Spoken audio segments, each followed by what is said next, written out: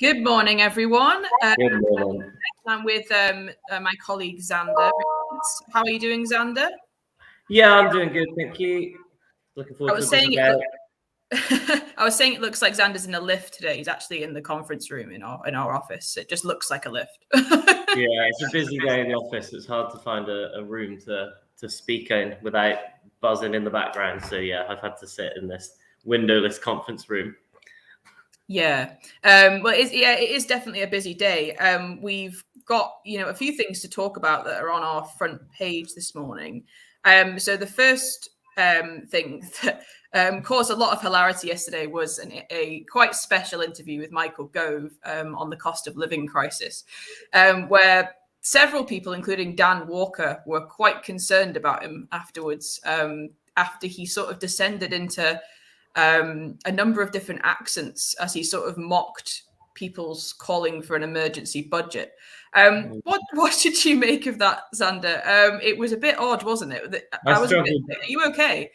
I struggled to watch it all the way through, to be honest. Yeah, I mean, whether there were some discussions in the office yesterday when we were first seeing the interview that whether or not it was a dead cat, like an attempt to become the story, so that everyone's talking about how crazy Michael Gove is, rather than focusing on the cost of living crisis, which thankfully doesn't overly seem to have worked. People are talking about Michael Gove, but they're not forgetting the context in which he was speaking.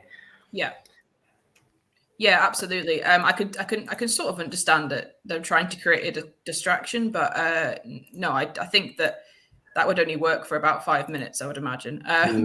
So, I mean, just sort of, I suppose, linked to that, we had in ways, but along with Partygate, we had Maurice Golden actually calling for Boris Johnson to go yesterday, didn't we? In sort of, putting more pressure on Douglas Ross and his sort of flip-flopping position. Maurice Golden he's had that position for a while, has he not?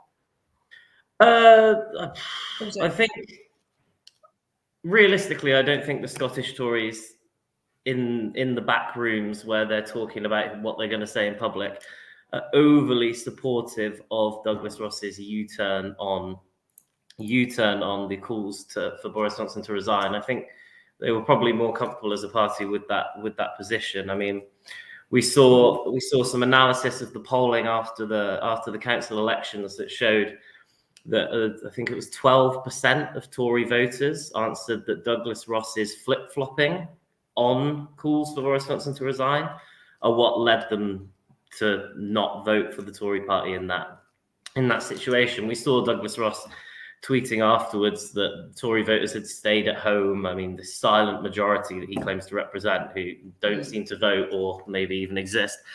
But yeah, I mean, he does seem to have his own flip-flopping to blame there. When he did first U-turn, Stephen Kerr, the party's chief whip, said that he would have liked to have been told in advance, a little bit further in advance or something. So it suggests that he isn't exactly consulting with his MSPs. But yeah, I think that's been spoken about, hasn't it? That he doesn't communicate and he just follows his advisors, and it just doesn't seem like he's really leading, to be honest.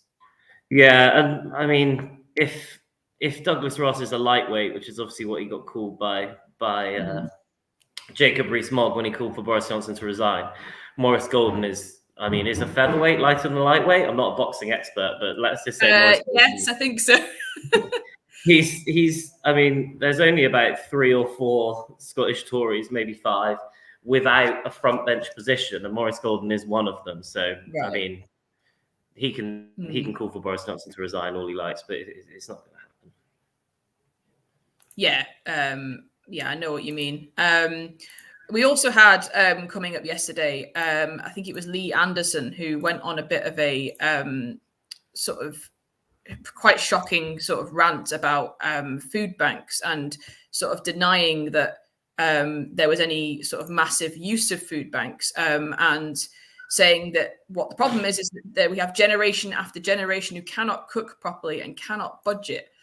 I don't even know where to begin on that. It just seems to be so much that the Tories do not understand about poverty and where it comes from and how it continues. And And I don't think that I just don't think they understand the extent of what's going on. They don't appear to anyway.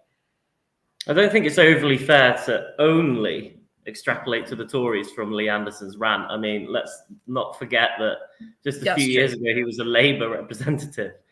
So if this is the kind of rhetoric that Labour are using to one another on the councils across the country, I mean, it doesn't exactly bode well for a council controlled by Labour or the Conservatives, to be honest. I mean, council controls obviously come under the spotlight, and it's one thing that we're looking at in hopefully quite a lot of detail as we move forward. Because a party won a council election, except from obviously in West Dunbartonshire where Labour took the majority and Dundee where the SNP did. The largest group can often find themselves locked out of power, and that seems to be what's happening in North Lanarkshire now, where the SNP have 36 seats, Labour have 32, and 39 are needed for a majority, so both parties fall short.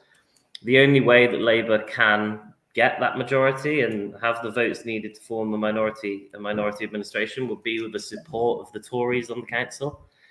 So despite all this rhetoric about not working with the Tories and not working with anybody, in fact, if you're Scottish Labour, it seems that's only the formal coalitions. There's so many loopholes in that. I mean, it does seem that they've done a backroom deal to lock the SNP out of power in North Lanarkshire, at least. But the fact is that on councils, you have to do deals. It just there's no other way that and if Labour want to influence things, they have to be in power. I think so. I think that they're just they're coming to an acceptance that they have to do deals if they want to be in power. That's just how it works. So it was something I think all of us thought that was something that was never going to really hold with Anas Sarwar. I think and as time went on, he started to bring in the word formal, I think, a lot more, to suggest that, to try and move away from the fact that, we're going to have to, have some partnerships somewhere. Obviously it's a Thursday as well. So we do have FMQs coming up at 12 o'clock. The big issue we think that will come up, as Douglas Ross has loved talking about ferries every single week. There was a document that was released yesterday after the Scottish Government found it, which confirmed that Derek Mackay approved the awarding of the ferry contract to Ferguson Marine. So I think that's going to be a big discussion point, isn't it? Yeah, I'll be shocked if they don't bring it up. Absolutely shocked. Because, I mean, this document, if that's what we're calling it, it seems to be an email. Yeah. This document shows that Mackay signed off on it, but it doesn't go into the reasoning, which is obviously the key issue here, like why ministers or minister, if that's how it's going to be, decided not to have the usual financial backstops, why they...